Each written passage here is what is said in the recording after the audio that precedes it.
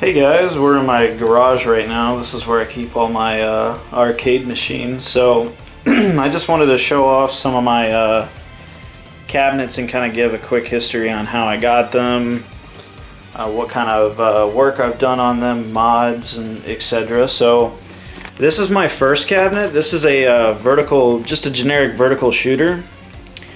Strikers 1945 is the PCB that came in it. So I picked this up at a local movie theater, and it was in decent shape. You know, I didn't really know much to look for at the time. I got this back in 2010? Yeah. No, late 2010, so pretty much 2011. It was in December. So I had got some money that Christmas, and it was always a dream of mine to own an arcade cabinet, so me and my friend went and saw Tron Legacy, the midnight release. And I saw this game in there, and I was like, oh yeah, I remember playing this back when I was younger. And I asked them if they would sell it, and they told me to contact the arcade operator. And they had a, you know, like on the glass up here, I think they had like a, you know, Eastern Amusements or something like that. And I called the guy up, and he said that they were going to be taking some of those machines to auction. I gave him an offer, and I went to the theater and picked it up.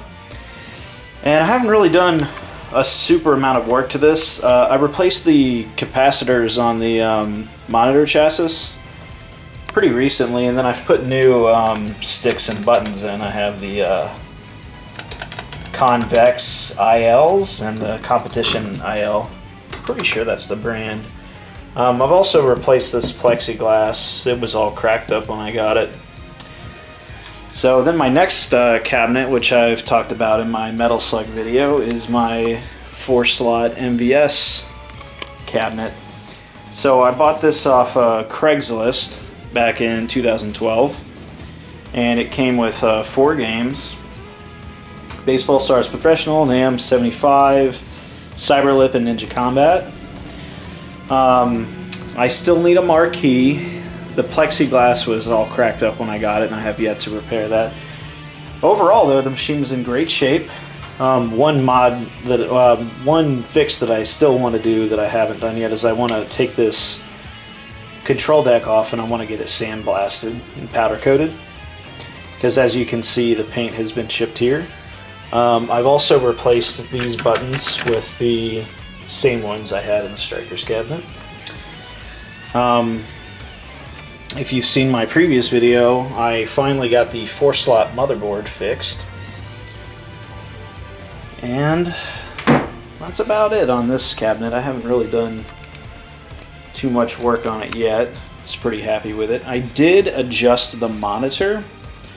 I adjust the convergence on it. If you give me a moment, I'll show you what that means. So we're in the back of the Strikers cab right now. The Neo Geo is sealed up. I don't really have a screwdriver at the ready. So what convergence refers to is the relationship of red and green, the red, green, and blue color guns. So on the back of the neck, you have the yoke right here, and there are 3 pairs of rings. You can kind of see them right here, these plastic tabs sticking out. So correct me if I'm wrong in the comments, but the first set of rings is red and blue in relation with each other. So normally what you would do is you'd pull up a grid that's all white, because if all 3 colors are lined up, you should get white. So if you see a little bit of red or blue, then you need to adjust the convergence to have them line up. So you can pull these apart, and when you rotate them around the yoke, it'll cause the... It's kind of hard to talk about it without displaying it. But when they're closer together and you turn them, the color guns will adjust slightly, but when you pull them apart, they'll adjust more rapidly. And then the next set is for green in relation to red and blue. And then the last pair is purity, which I believe is, from what I remember, how accurate the color guns display. Like if you need a screen to be all red, does it in fact display all red? And then also to note, one thing I didn't do is you'll see on the back of the tube here you have these strips. These are called convergence strips, so they have a piece of metal on the end.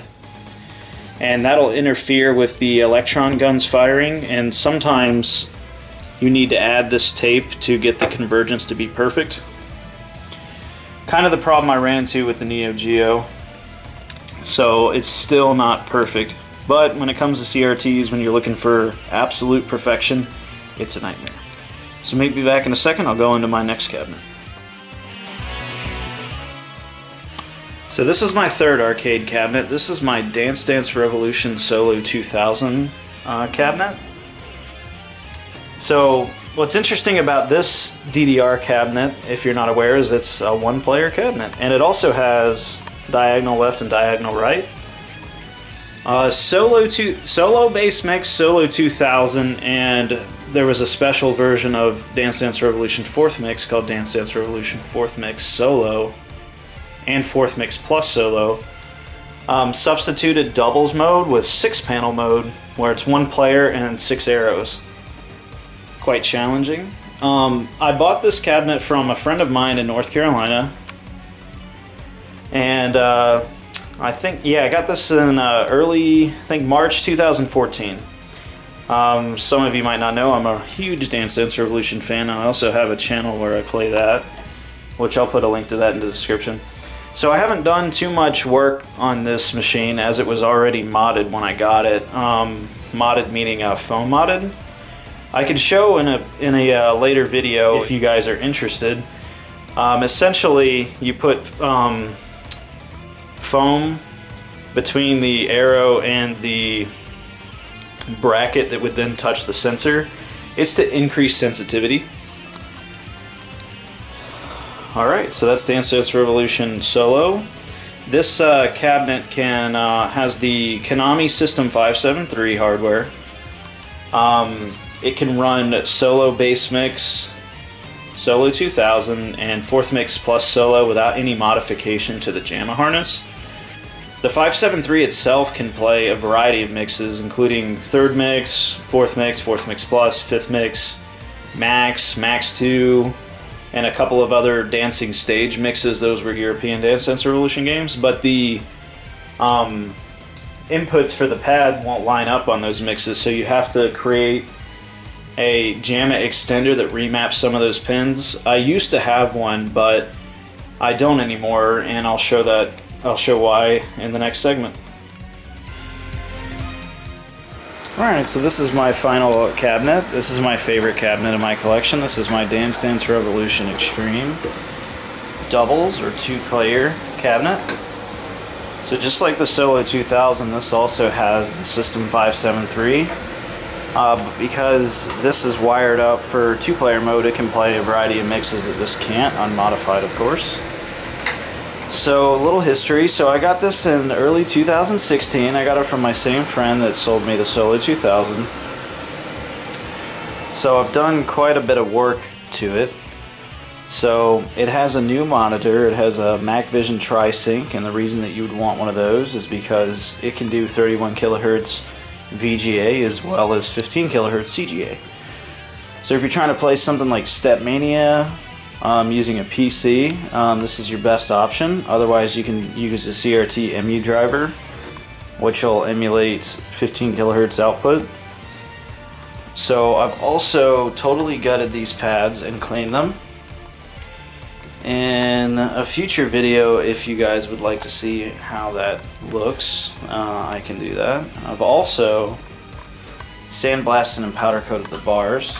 They were quite scratched when I got them. I also put this tennis racket grip tape on the bars. When you're using the bars and your hands get sweaty, it doesn't slip as much. Some future mods I'd like to do. This is actually a bootleg marquee. I'd like to get an authentic one. I'd also like to replace the broken plexiglass here.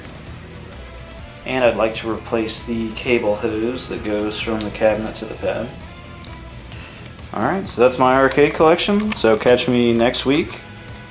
I think I'm going to do the Neo Geo AES RGB bypass.